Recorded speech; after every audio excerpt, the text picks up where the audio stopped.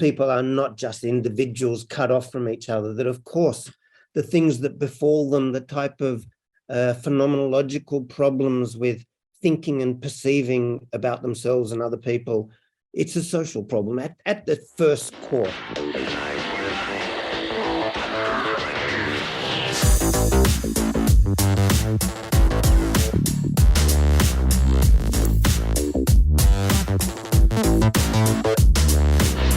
Hello and welcome to Idioms of Normality on Future Framed TV, the collective podcast series of Traces&Dreams.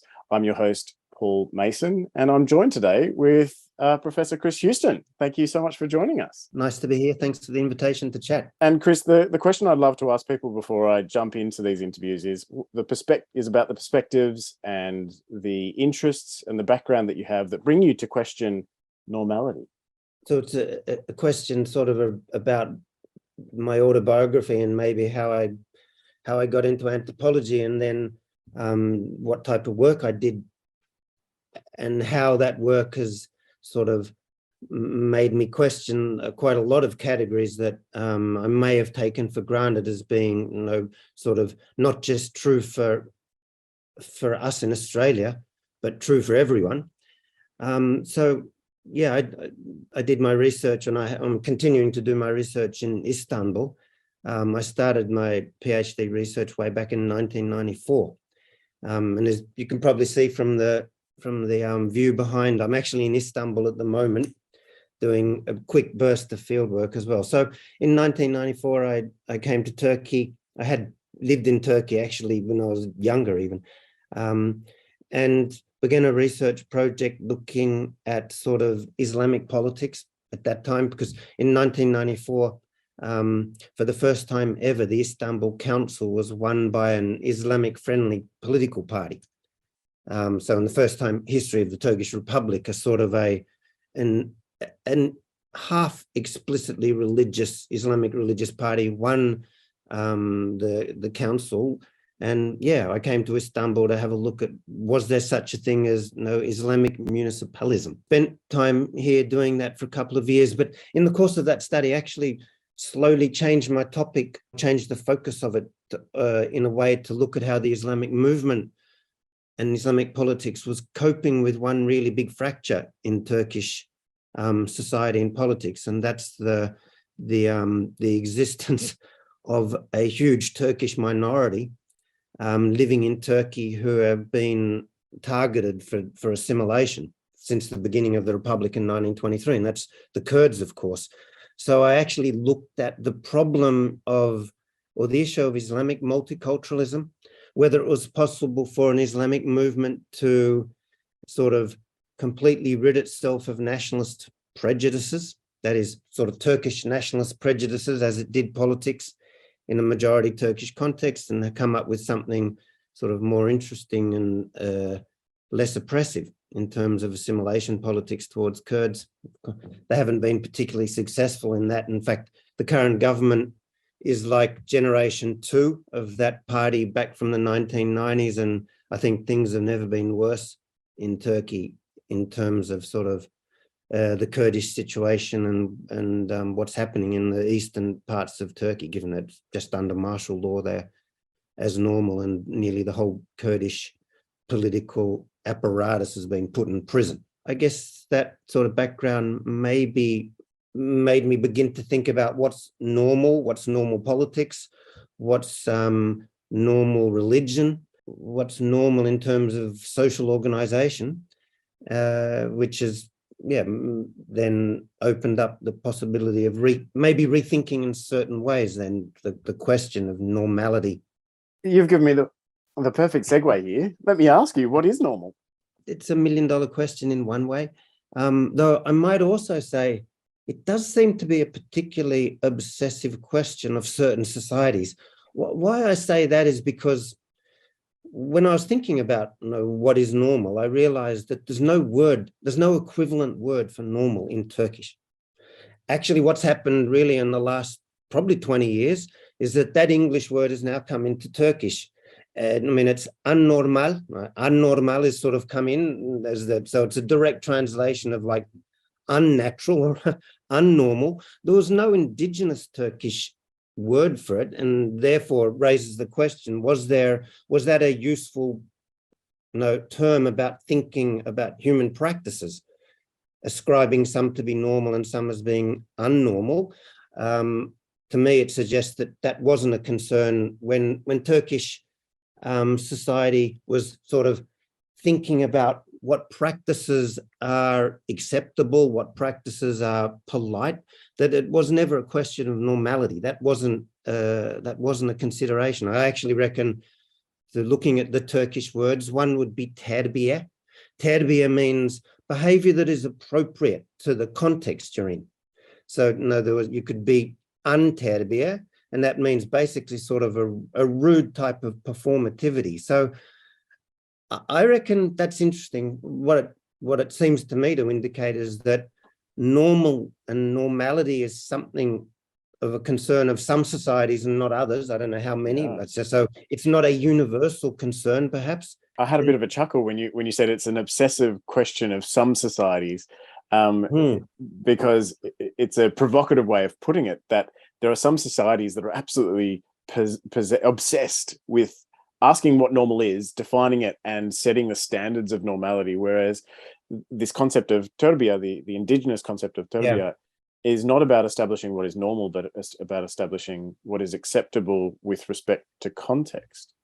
What would exactly. What would be an on the ground example of unterbiye? As you said, because it's sort of contextual and intersubjective in that sort of setting. It would be really rude in Turkey to not respect older people. Okay. Like, it's not, no one would say it's not normal. They would just say, no, there's certain ways that and values perhaps, or established understandings of what would be appropriate practice in that context, and it would be inappropriate. To me, it's probably in Turkish, it's more like inappropriative. Of course, that still doesn't mean that people don't have a fight about what's appropriate and inappropriate. I mean, Turkey is an incredibly fractured society, just like any society, in terms of there's no one cultural schema that is informing sort of how people are acting. But on top of that, Turkey is really fractured because it's had such a heavy process of a certain type of modernism, a certain type of republicanism, that republicanism has really always been defined against Islam. So minimally, we can say, on any political, social matter in Turkey, we just see an immediate split on sort of on religious versus non-religious, whatever those non-religious positions are. It's just sort of like a basic fracture. I mean, look, just to give you an example, I'm in Turkey now to do some research on Turkish trade unions and Turkish trade unions confederations. Lo and behold, I mean, I knew this, but lo and behold, there's not one Turkish confederation, Labour Confederation in Turkey. No, Australia has the Australian Council of Trade Unions, ACTU. All unions are affiliated to it, right? Turkey has 3 massive confederations, and of course, one of them is the Islamic Trade Union Confederation. So, I mean, to me, I don't know of any other society that would have, maybe Germany, but I'm not 100% sure, that would have 2 trade union confederations with really different, maybe, philosophies about class antagonisms, really different philosophies about how unions should relate to the government, really different philosophies about how they're going to educate their members in terms of pursuing collective agreements and such. So, I think we could say in another way, the category of normal and anormal is not the concern of all societies, first. Secondly, anyway, even in those societies where it does seem to be of particular interest or concern, we will just see there would be so many different fractured responses to it that it really becomes a point of argument. Thirdly, I reckon, and maybe this is interesting, the fact that it's come into Turkish in the last 20 years. I mean, I had a look and I Googled and suddenly saw that there was a book got published like 5 years, Unnormal Psychology. Unnormal psychology. I mean, that would have not been a book that you would have made sense 30 years ago, I would guess, in Turkey. So I reckon for those societies that are obsessed with it, we can see there's a certain naturalism connected to it. It's a certain ideology of science, I actually reckon, Yes. which is Yeah. informing debates around normality. Science is the most authoritative discourse in the world. And that's why it's authoritative now when it comes into Turkey. And I reckon psychological science has certain pretensions about a universal objective language about the psyche, social practice, social behavior. And that's a reflection of the power of science in Turkey as well. I think it's an interesting moment that the word anormali is coming into Turkish vernacular, because it's a productive industrial society that is becoming concerned with people who are good productive citizens versus people who are not contributing perhaps to those industrial production lines. And so the language of science, perhaps, I'm left wondering if perhaps the language of not just science, but psychology, a particular branch of science, is the vehicle to carry this concept into a society like Turkey or a country like Turkey. Yeah, 100%, Paul. Look, I've got two really close friends in Istanbul. I mean, I've got more, but I've got two really close friends. They're both psychiatrists, so they're both medical doctors and in the same training process to become a psychiatrist. Australia, first you get your medical qualification and then further qualifications. So I actually met up with one of them last week, asked him what he's doing in that, and he said, "Yeah, I'm teaching psychology, and what I'm teaching is pharma psychology. Basically, he's teaching how people with these afflictions, whatever they might be, personality disorder of various kind, how they can be treated with various types of drugs." Now, I think that it's incredibly reductive and unfortunate that we've got that type of treatment for a thing called so-called mental illness in Australia. But it's just, I mean, why would we be surprised that the same types of globalizing discourses aren't also now dominant in the medical institutions in Turkey? I mean, we, in a way, it goes to show that we're talking about forms of globalizations that are everywhere, and these include certain discourses and understandings about the human person, the human soul. I'm left wondering if this discourse of normality and abnormality, and also the treatment of it in order to correct these illnesses, plays into the project that I know you're working on at the moment, which is an edited volume on self-alteration. Does the concept of normality play into how people alter themselves? Yeah, good question. So as you say, with a colleague at the University of Malta in the anthropology department there, we've just signed a contract with Rutgers University Press for a volume called, we've titled it, and we've sort of had to do it a bit according to what they want, and they're concerned about that it's going to be a good selling volume. But the title is Self-Alteration, How People Change Themselves Across Cultures. Two things we're arguing against, perhaps, in the volume, both in the case studies, but they're doing more case studies of experiences of self-alteration, more explicitly in the introduction, two things we're arguing against.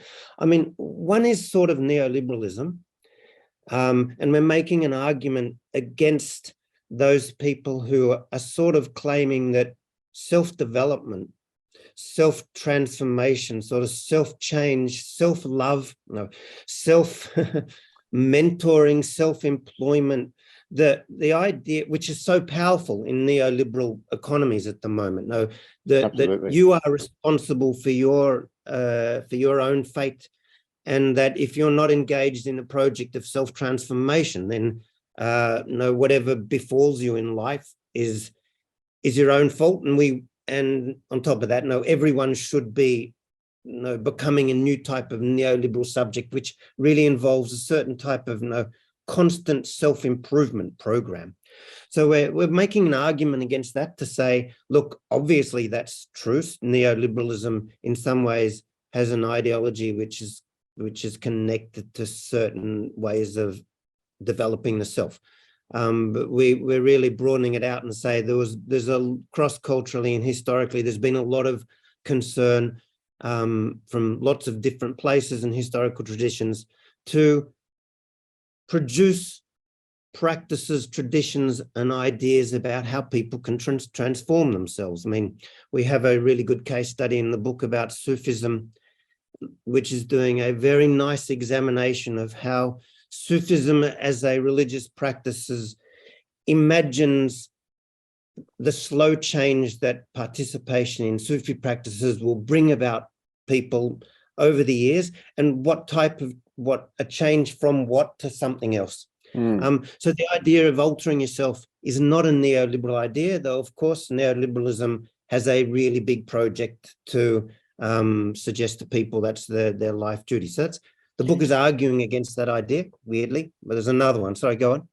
I'm interested because it's a great point that if you look at lots of different, particularly spiritual practices around the world, a lot of them are involved in are interested in helping people to train themselves to transform, to be more at peace with themselves or more at peace with the universe, or some kind of meaningful self-transformation. I'm not sure where my thoughts lie in relation to yours, but I do see that in the context of neoliberal societies, these practices are appropriated and turned into commodities.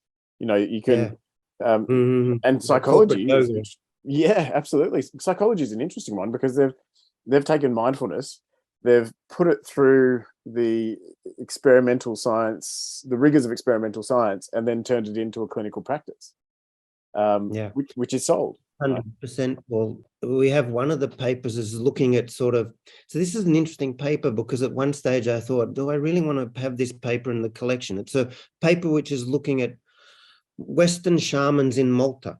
So it's basically pursuing a group of women who for quite a few number of years have been meeting up in Malta, involving themselves in a really hybrid project of self-alteration by teaching themselves about shamanism in particular, but actually really using a whole range of so-called spiritual ideas to produce themselves in a different way. I mean, so to produce a new type of consciousness, etc. So I think that it's clear that some forms of self-alteration are going to be picking up ideas and that wherever they can. In fact, that's why we called the book How People Change Themselves Cross Cultures, because we really didn't want to go and say, let me look at how people in Siberia have, understand themselves and how they can become a different self through the course of living. We really say cross-cultural, meaning that in a globalized world, there is traditional projects of self-transformation. Even those projects are also reworked in a certain way under modern conditions, where I don't want to be too cynical about the forms of agency maybe that are going on in this appropriative process. On the other hand, I don't want to be too naive about the forms of commodification and capitalism that are taking these ideas, completely removing them from context and then using them as some type of therapy to make money, and pretty useless therapies, because obviously people just keep on doing them forever and ever because they don't actually make people change. There was one thing that you said that I want to pick up on, and I might be prompting you in a direction that you could push back on. I don't know. In the neoliberal context, people are compelled to take part in these self-transformation projects. And you mentioned that if people don't, then whatever befalls them is seen as their own fault. Well, it's a fault of you not investing in yourself. It's a fault of you not getting self-help. It's a problem of, it blames the individual and in some cases blames the victim for their circumstances. Exactly, yeah. And while completely absolving psychology from becoming a proper social political psychology that actually says, because people are not just individuals cut off from each other, that of course the things that befall them, the type of phenomenological problems with thinking and perceiving about themselves and other people it's a social problem at the first core. Absolutely. Yeah. I'm not denying the fact that people are individuals as well, which, come back to the book, why we call it self-alteration. People are selves. Yeah. And even if we're addressed by our broader context, there's still a way that we're individuals. But I love what you just said about, the current take on self-transformation denies psychology its socio-political import, because, I think it was Viktor Frankl who said, it's not that you're abnormal. I'm paraphrasing really poorly here, but it's not that you're abnormal. It's what you're experiencing is a normal reaction. Mental illness is a normal reaction to an abnormal world.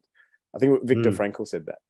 And if you take that seriously, and you're a psychologist or a psychiatrist, that's a political statement. That's not a medical statement. That's a political statement. And I mean, if you think about some of the most famous sort of social psychologies or social psychiatries, I mean, you can't go much beyond the radical position of Frantz Fanon. I mean, Fanon basically said there's a whole lot of psychiatric, colonial psychiatry that somehow or other says mental illnesses that colonized people suffer from is to do with their own problem, their own soul. He basically says, of course, they're a reflection of of the racism that the colonized, the despised type of things that they come up every day with. How could you possibly feel good about yourself if you're living in a society where you're considered to be ontologically inferior, and as well as that, to be structurally organized as a second-class citizen? So in that term, I mean, Fanon logically took it out and said, no, the cure is a type of revolt against colonialism. That's the first way that a radical psychology can think about the colonial situation. That's a very extreme, perhaps, situation. And he's looking at Algeria under the French, and in that period when there's a civil war just beginning, or a colonial war.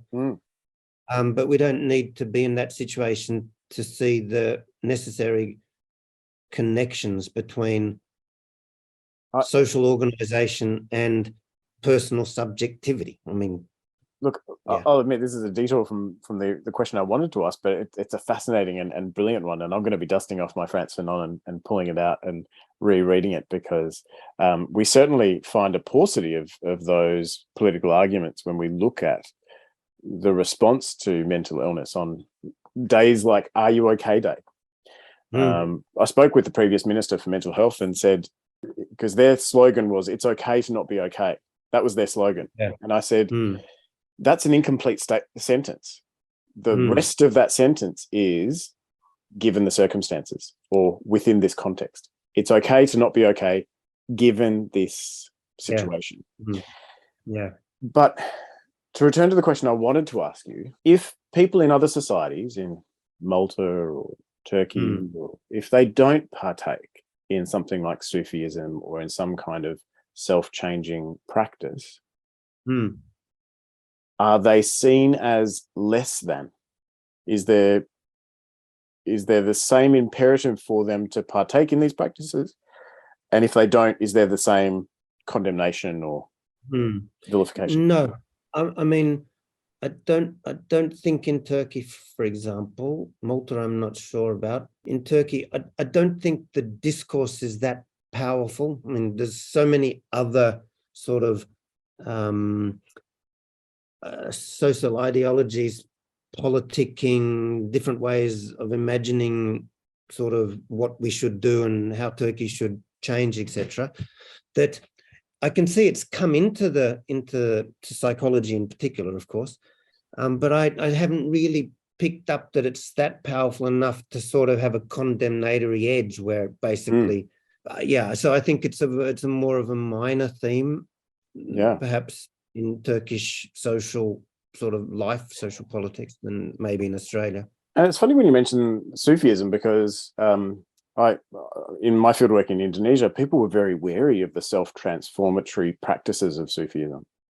And it's interesting when I think about self-transformation in some of the societies I've worked in. It wasn't that they were popular and commodified and almost obligatory. It was more that people were very wary of the kinds of self-transformation that could happen if you partook. And it's almost like within neoliberal societies, there are certain forms of self-transformation that are permitted when they're commodified and codified and turn into life coaching.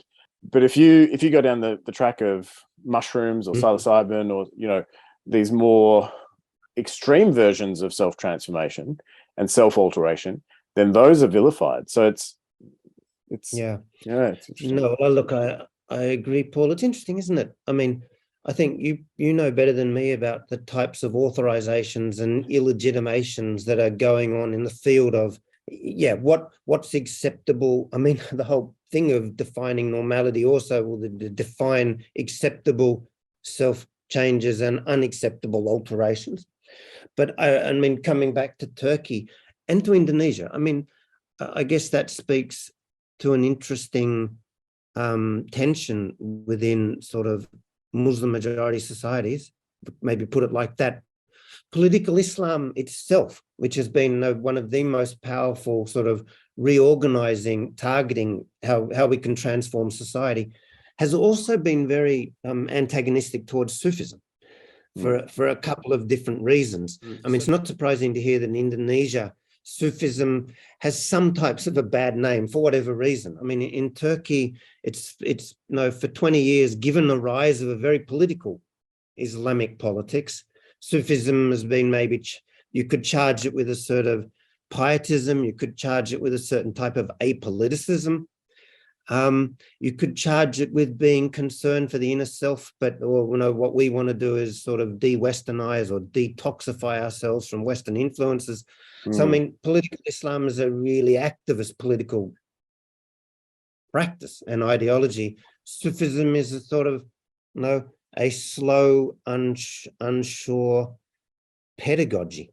To be true to the endeavor of the exercise of asking what is normal, if it's not a question of the societies that we're working with, maybe I should ask you a more open-ended question. That is, I mean, for example, when you were talking about your work with the Kurds and these marginalized communities in Turkey, if the vocabulary of normal and abnormal was present, that would have transformed that racism in a very particular way. But that vocabulary wasn't there when you were doing your field work.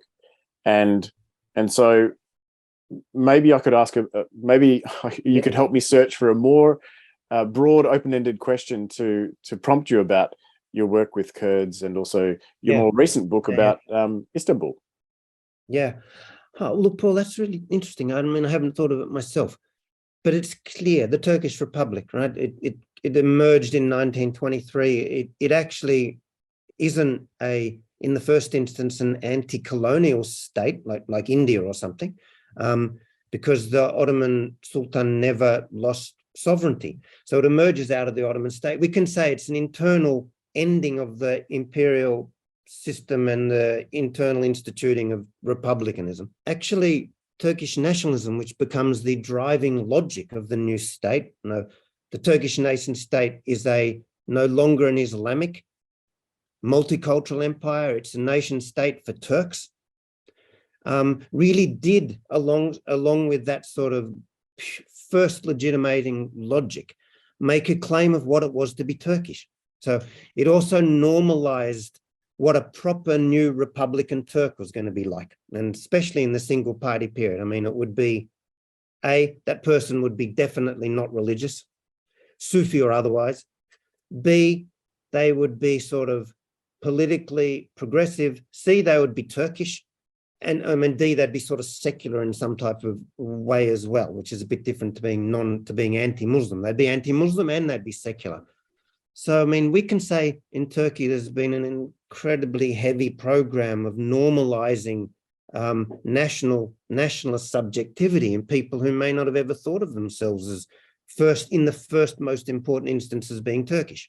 I mean, the end result is that we can say, using these terms, to be Kurdish was to be anormal, to be a minority in a really chauvinistic Turkish dominating state is to be a problem. Yeah. And I mean, the whole history of Turkish Republicanism for 100 years. It's nearly 100 years since the institution of the Republic. Has been issues with, from the Turkish Republic side, the refusal somehow or other of Kurds to assimilate, so that the fact that they keep on existing, right, that there's still Kurds in Turkey is like an insult to Turkish nationalism. I mean, Turkish nationalism says there isn't any such things as Kurds. Of course, they did ethnic cleansing to get rid of Armenians and Greeks and all that. But Muslim minorities really should be Turkified. And that's the core reason why martial law basically has been in the east of Turkey, for 80 years of 100 years of the Republic. And when you think about that as an incredibly terrible, I don't know whether there would be any country in the world that over the last 100 years has had some form of emergency law in those provinces, for 80 of them. But that gives you some idea about the intensity of political nationalism in Turkey. Very interesting. I mean, in some ways, I feel, given our previous discussion, our earlier discussion, if we were to lump those differences into the categories of normal and abnormal, we might actually be blurring some of the specifics to the Turkish situation, and even the word Turkish situation is not correct, given the Greeks, the Armenians, the Kurds, and there is an impulse here of some sort, which is to homogenize on the one front, but also to distinguish themselves territorially, and also create that imaginative figuration of culture and territoriality being synonymous with each other.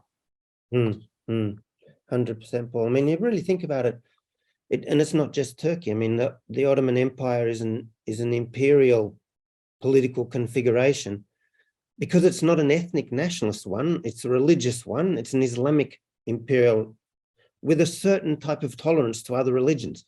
The idea of being that you would organize politics according to nationalism was just not really an Ottoman idea. Politics was organized according to other logics. And what do we see when the Ottoman Empire sort of falls apart for whatever historical reasons? We see in the Ottoman territories the emergence of the Greek nation state. We see the emergence of the Bulgarian nation state. We see the emergence of the Turkish nation state. I mean, these are actually all incredibly recent new political entities. Finally, in the Balkans in the last 20 years, we've seen the falling apart of Yugoslavia on the grounds that Yugoslavia too is some type of fake, political identity, and it needs to be broken down according to nationalist political communities. So I mean, it's not just Turkey. And then of course it's not just what happened in the Ottoman Empire. I mean, you could just go next door to the Habsburg Empire and you see the same emergence of, it's really the normal political form in the last 200 years is the nation state. The normal political problems that this issue comes about in terms of either minorities, multiculturalism, actually the most egregious political acts being done in the name of the nation. I mean, I guess you can look at what's happening in Ukraine as an example of sort of nationalism as the key logic for what every person's doing, especially Putin. It's strange because, a dozen years ago, I was getting very interested in the notion that we might be heading towards a post-national world, particularly with, things like the EU and the UN, these globalizations, supranational organizations which were contesting what the permeability of the nation state, but also these subnational communities, sort of, and the multiculturalism within the each nation state, calling into question the figuration of the nation state, but then also transnationalism and even extra nationalism. Countries fighting over space on Mars or territory on the moon, and calling into question how we think about the nation state. And I was convinced that, personally convinced that we might be seeing the end of we might be seeing a new logic arise. But then we see people elected in Australia, in the Philippines, in Brazil, in the UK that staunch, and the US, US, yeah, America first. best example of them all, who are just staunch nationalists, and it just seemed to have this resurgence. In Turkey, it's the idea of a post-nationalist Turkey hasn't been very convincing. But I take your point. I mean, there is forms of globalizations, and really, I mean, I guess if you think about it, there's new forms of competent cultural practices which we're all doing. It's not that we aren't living in a post-nationalist world. I mean, in some ways, the nation state tried to formalize what it meant to be Turkish and give a whole range of normalized practices. So it keeps on maintaining that. And of course, so a discourse on sort of what it means to be Turkish or what's Greek. And we do this because we're Greek is still everywhere. On the other hand, we may be living in a post-nationalist context really anyway. It's just that it doesn't fit the ideology of the most powerful political institution. Yes. I mean, the nation states is a political power. It doesn't really matter it does matter, but it's not the most important thing that people themselves we've adopted practices from all over the world as just part of our normal sort of life worlds now. But I guess what matters, political sovereignty is still connected to the nation state. I mean, I can't see another logic of sovereignty at the moment in the world which is not national, the nation state. I mean, is there any sort of non-nation form of political sovereignty?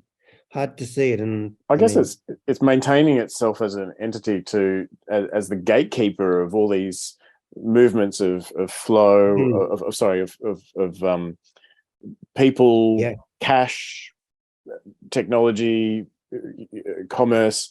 It's maintaining itself as a gatekeeper for the flows of people and culture. And Paul, it's funny, but I mean, I haven't meant this as a criticism of Turkey in particular, but when you look at sort of possibly corrupt regimes, like Putin or Erdogan, and you can see there's certain types of really foundational forms of corruption going on, and yet the language of both those leaders is really nationalistic, right? Yep. We're doing stuff for the nation. Turkey won't be bullied by Greece, or whatever type of language is going on all the time.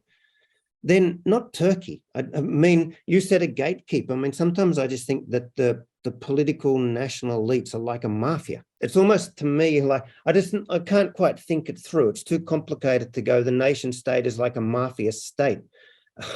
Somehow or other in control of resources. Its logic is, its rhetorics and sort of polemics has got no real connection to what its practices are. Yeah. And yet, so it is like an incredible disjuncture between what political nationalist elites say about what they're doing. Yeah. And what they're actually doing, or what the outcome of their policies are. How much would you push the metaphor that we're back in some way back to the age of kingdoms and serfs? And I mean, I wouldn't push it too much personally, partly because I haven't thought about it. Secondly, because not every place had kingdoms and serfs. I just reckon you really wouldn't want to reinstitutionalize maybe a European political category and go, it's gone into places where it never was applicable. Good point.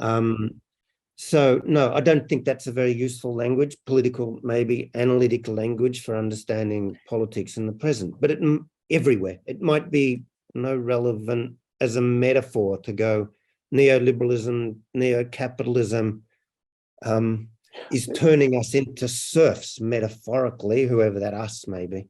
Yeah. This might be a good moment for me to ask you about your current work on labour activism. Yeah, so that's right. I think when we were chatting before, I said that I'd been doing fieldwork on another topic, sort of on the 1970s in Istanbul, which is a really dynamic political period, ended in the 1980 military coup. So I finished that research. I mean, I'm still interested in it, but I sort of thought that I'd like to begin a new research project, really for no good reason.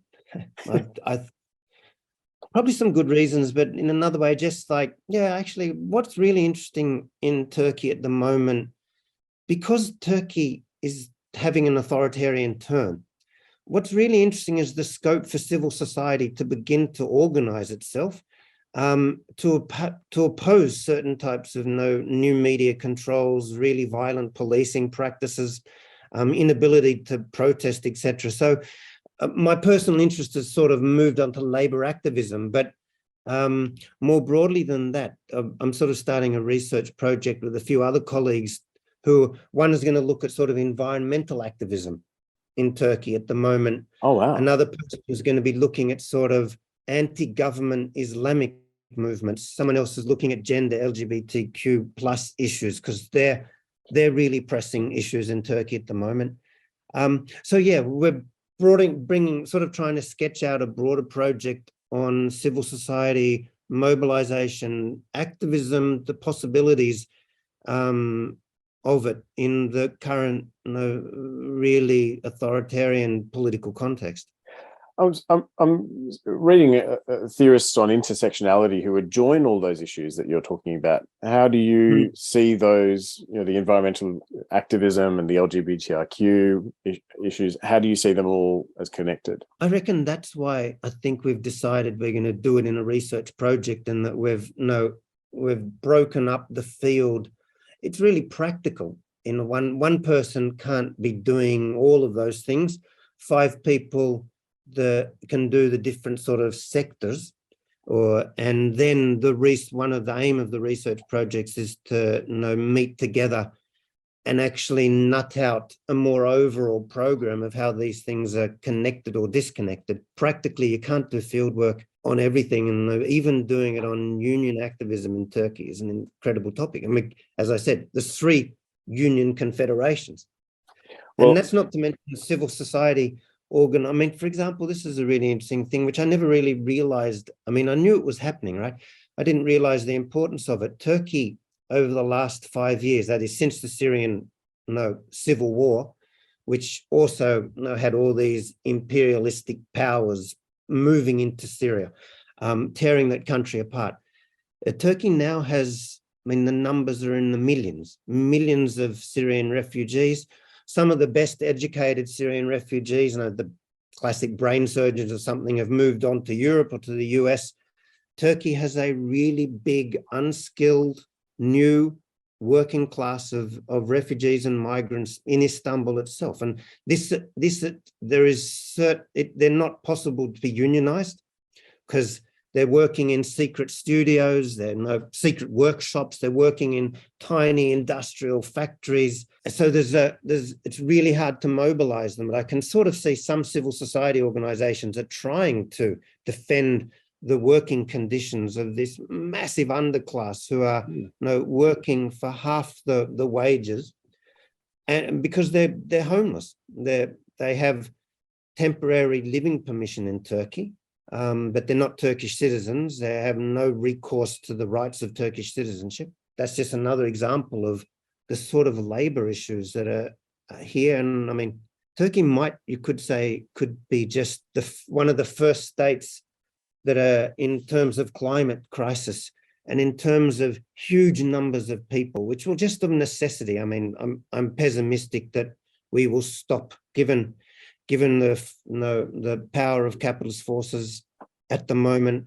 I honestly, personally, don't see that we'll stop global warming, and one result will surely be the necessity of millions of people moving around the world.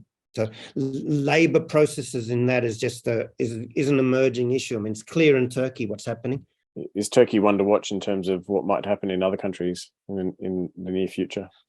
Well, it's interesting, isn't it? The EU pays Turkey billions of dollars every year to keep Syrian refugees in Turkey.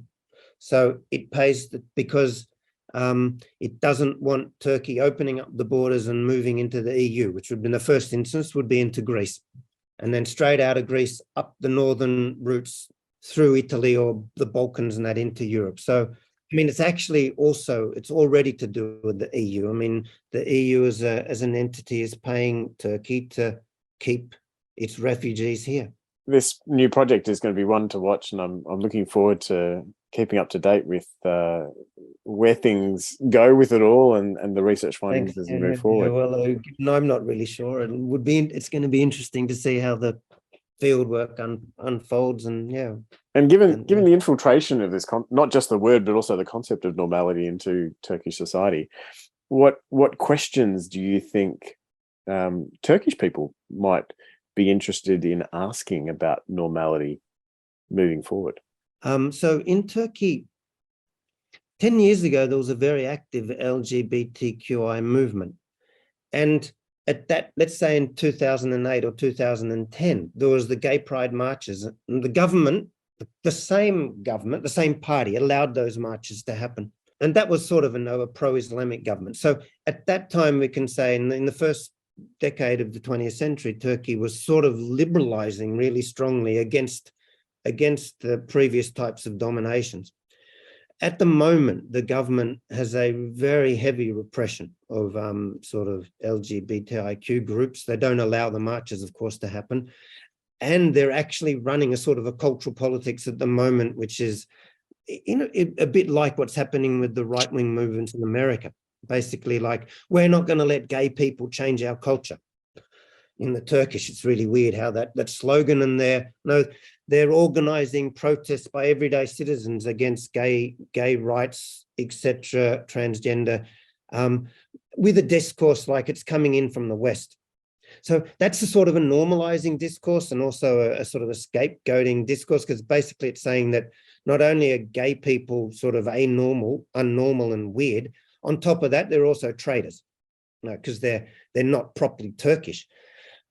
What's really fascinating, Paul, of course, if you only need to go back 150 years and have a look at the Ottoman Empire, and that is not a modern empire, and understandings of sort of homosexual practices and that were completely different.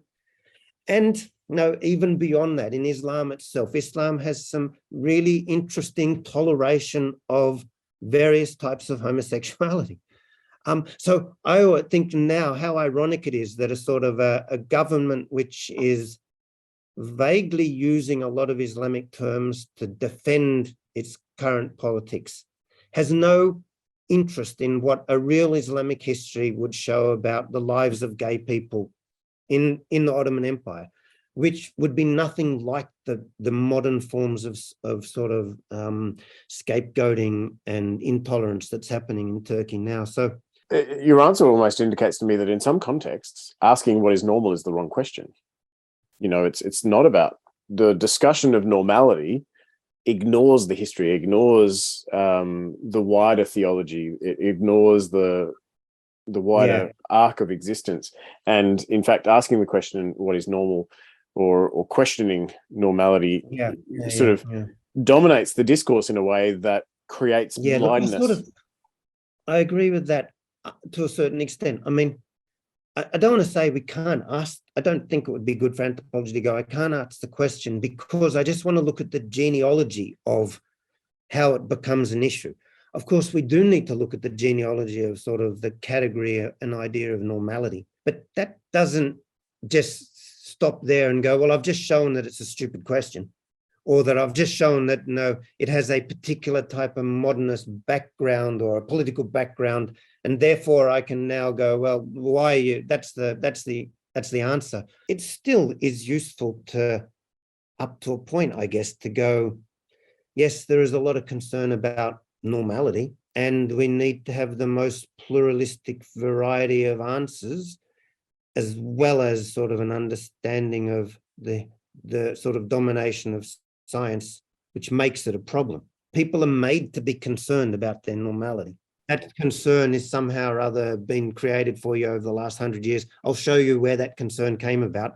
Won't really help people who are, caught up in the throes of the discourses and debates around normality. And I think, I can't remember who said it, but a lot of people expend a lot of energy trying to achieve that appearance of normality, and it'd be interesting to see what happens in your research about LGBTIQ issues in Turkey, as well as the environmental activism and the labor activism. Chris Houston, thank you so much for your time today. I look forward Thank to you. the edited volume coming out next year on Great, self-alteration. And also make sure, listeners at home, that you pick up a volume of Chris's book published last year, Istanbul. What's the subtitle? Istanbul, City of the Fearless. Great. Activism, urban politics, and military coup in Turkey, or something like that. Wonderful. Thank you very much, Chris Houston. You've been listening and watching Idioms of Normality. I'm your host, Paul Mason.